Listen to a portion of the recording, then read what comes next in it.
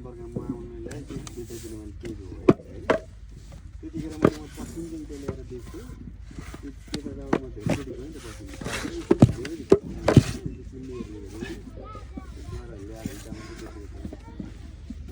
पानी परेको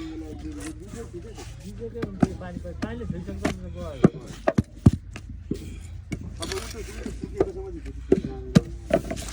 यो भन्दा सुकेको सुरु जान्छ त्यो काँचो भन्दा बरु काँचो दाम मात्र बस्ने हो त्यो त खराब गरेर यो चाहिँ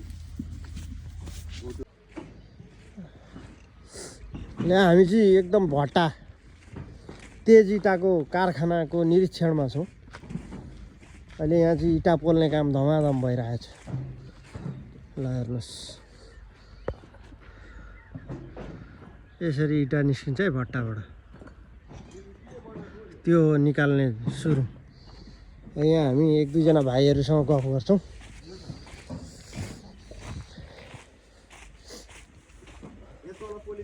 जो तो होडिया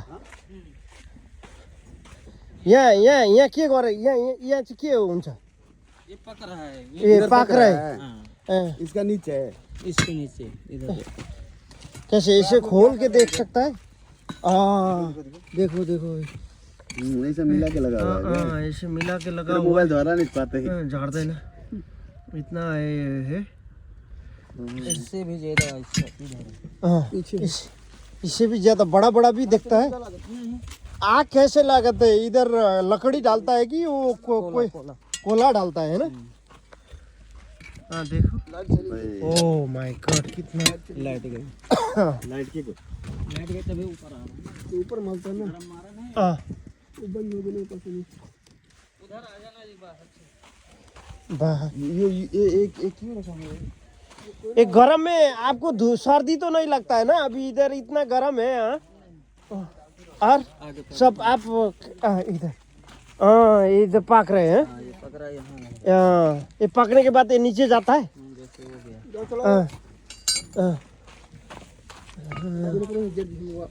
गया कितना घंटा पकाता है?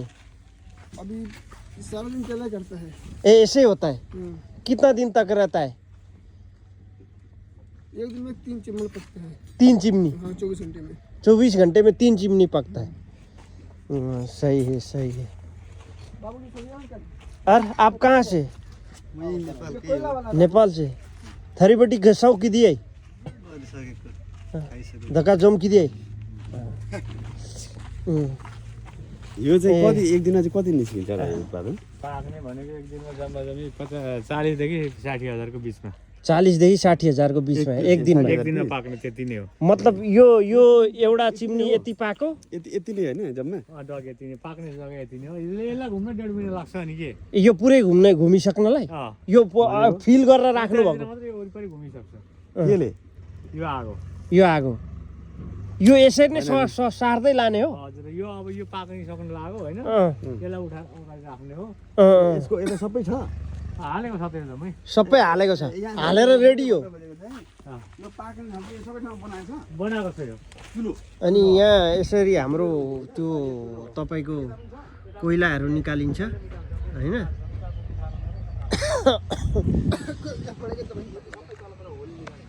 यहाँबाट हाम्रो त्यो धुवा निस्किन्छ, यसरी इँटा पाक्छ। यो चाहिँ कनेक्सन चाहिँ यहाँ आउँछ नि। एउटा कनेक्सन हो। यहाँबाट त्यहाँ पर्छ धुवा, त्यहाँबाट तल गएर तलबाट उहाँ निस्किन्छ। माथि निस्किने हो। ल यो चाहिँ म फेरि इँटाबाट कहिले गएँ। अनि दाइ यो यस्तो हुन्छ है? त्यो निकालेर फेरि यसलाई यता सार्ने?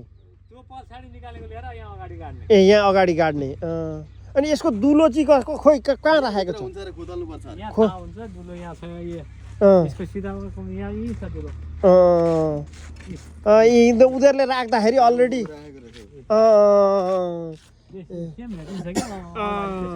अनि यो पाक्न चाहिँ कति एक दिनमै पाकिन्छ? कति त्यहाँ भएको 24 घन्टा घन्टामा 50-60 2-3 चेम्बर पाक्छ होइन। अनि यो भेरी छ नि यति सबै पाक्दैन एक दिनमा। ये काम आप कितना साल से कर रहे हैं? हैं?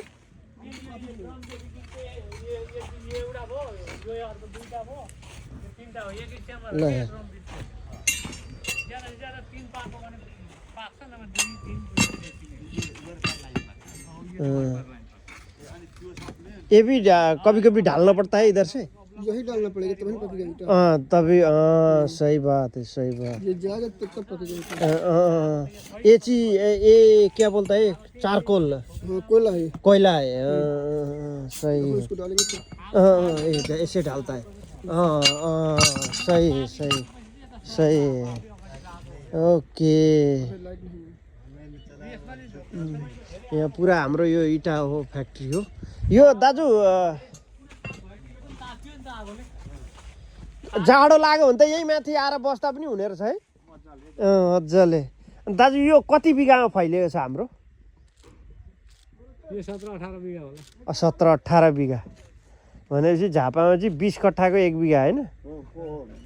वृत्तान्त भनेको को छोरा?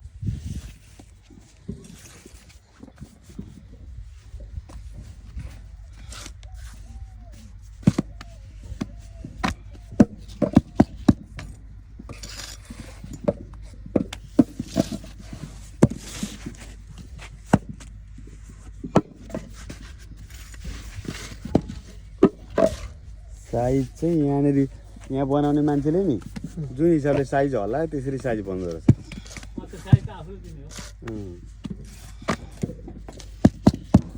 अझै खाँदेर बनाउने भने अझै राम्रो बन्ने रहेछ।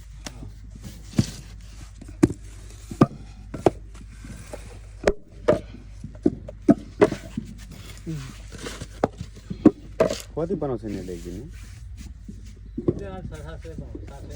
कसरी गोटा दिएको हुन्छ?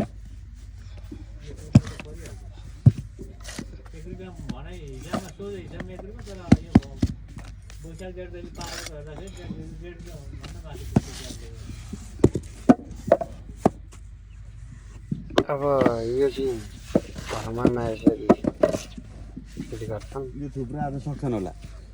एकजना बराबर 600-700सम्म यसरी फर्मामा मजाले। होइन यो माटो चाहिँ यत्रो चाहिँ कहाँबाट निकाल्नु? सायद यसलाई 22-24 घन्टा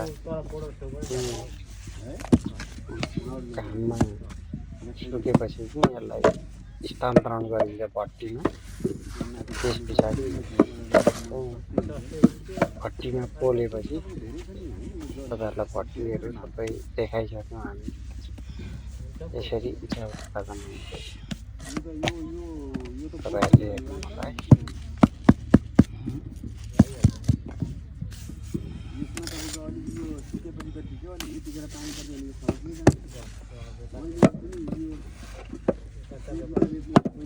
पाकेको हो, उता पाक्दै आएको छ।